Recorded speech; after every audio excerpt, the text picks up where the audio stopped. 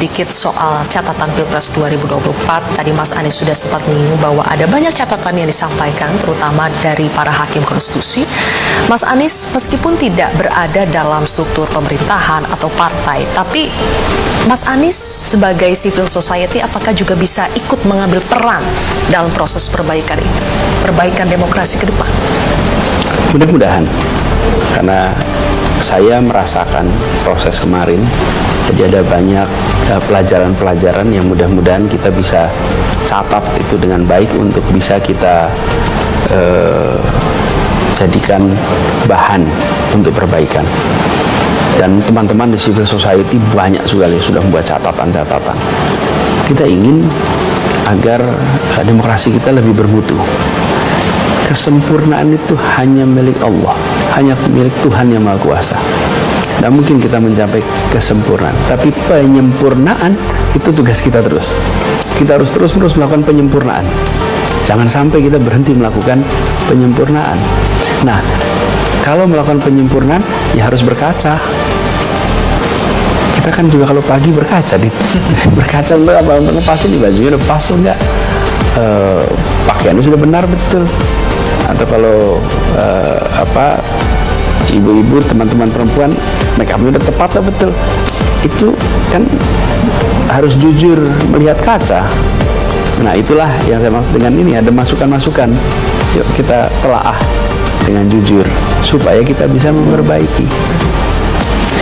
Jadi saya insya Allah akan ikut di dalam kontribusi karena pengalaman-pengalaman yang kami rasakan, dan kami pandang itu sebagai sesuatu yang positif.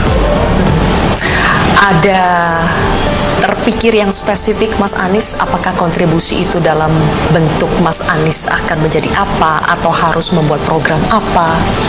Oh, peran dan lain-lain belum tahu saya.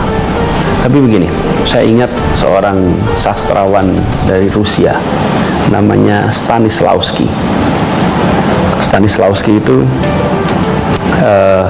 memberikan sebuah prinsip lah di dalam teater, di dalam perhelatan yang menurut saya menarik. Dia bilang gini, jangan fokus pada peran, fokuslah pada orangnya, pada aktornya. Maksudnya apa?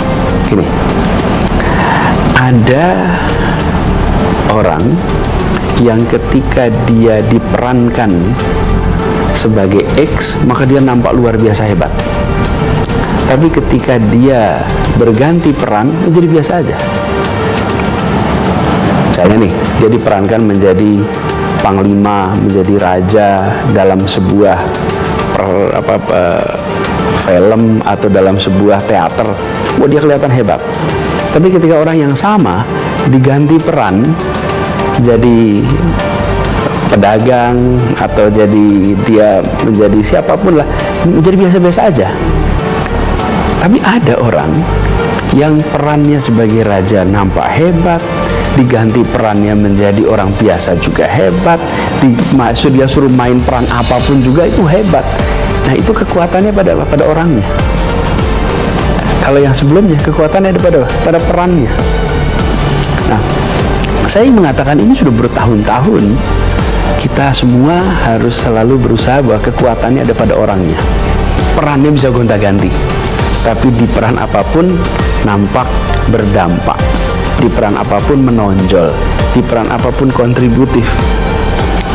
Tapi kalau kita tidak memikirkan begitu, kita akan mencarinya peran, karena peran itulah yang menentukan, gitu, bukan orangnya. Nah, mudah-mudahan saya bisa termasuk yang mengandalkan kekuatan orangnya, yang perannya bisa gonta-ganti. Mas Anies pada saat masa kampanye itu kan membuat dialog-dialog interaktif, ada Desak Anies, kemudian juga sering live di TikTok sampai mendapat gelar Abah Nasional.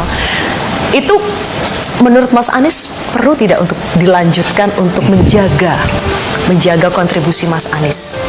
Ya, itu insya Allah akan dilanjutkan.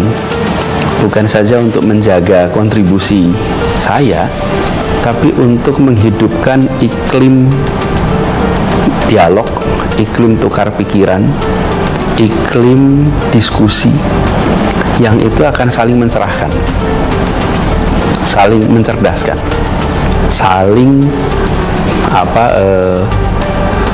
mengasah pikiran. Jadi Desak Anies itu juga salah satu program yang kita memberikan ruang untuk orang bertanya apa saja.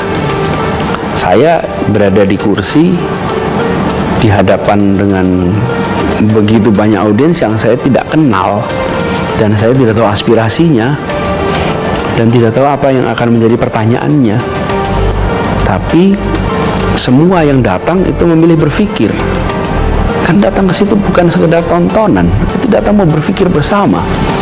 Saya ingin lanjutkan karena saya salut dengan anak-anak muda ini. Bayangkan ya, ini acara Desak yang terakhir kemarin ketika fase kampanye itu di Surabaya. Di Surabaya,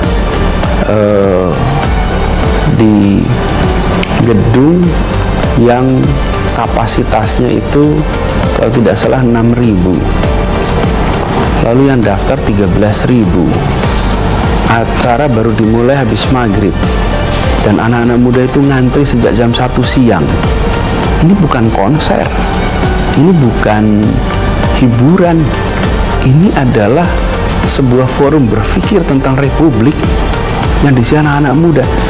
Saya hormat, bangga sama anak-anak muda ini, dan saya melihat mereka datang itu dengan antusiasme yang tinggi. Bagaimana mereka mau ikut berpikir, peduli. Coba begitu diberikan kesempatan, siapa yang menyampaikan pertanyaan, mau naik semua itu tangan itu, naik semua tangan itu, semua rebutan mau ngomong, mau menyampaikan sesuatu.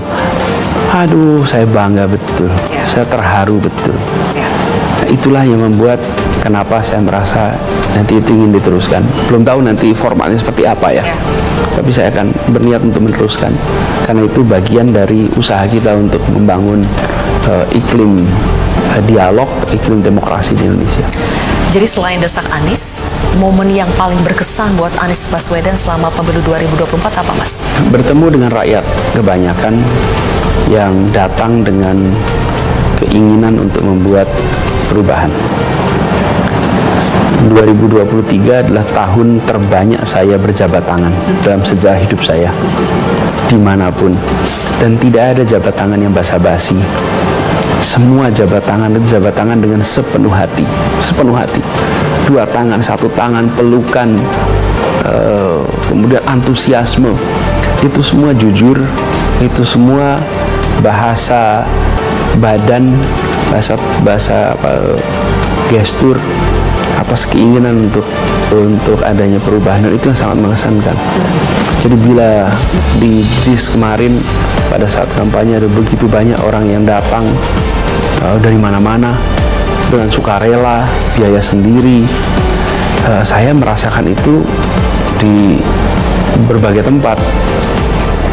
Kalau menurut catatan lebih dari 130 kota kabupaten yang kami jalani selama proses ini, dan itu saya temukan di semua tempat, karena memang segalanya serba penuh dengan kerelawanan, dan itulah yang membuat kesan yang paling kuat.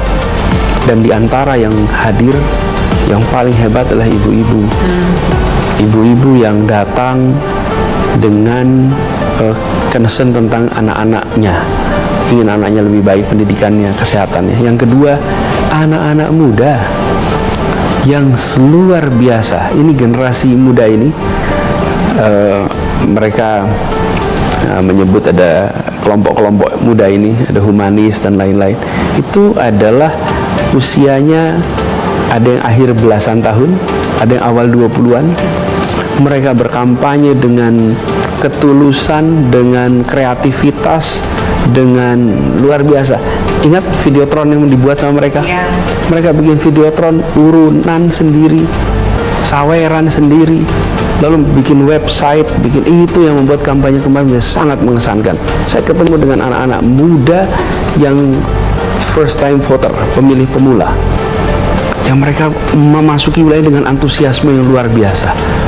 Itu yang membuat pemilu kemarin itu menjadi, pilpres kemarin itu sangat mengesankan. dan pada mereka kita akan titipkan harapan untuk ke depan yang lebih baik.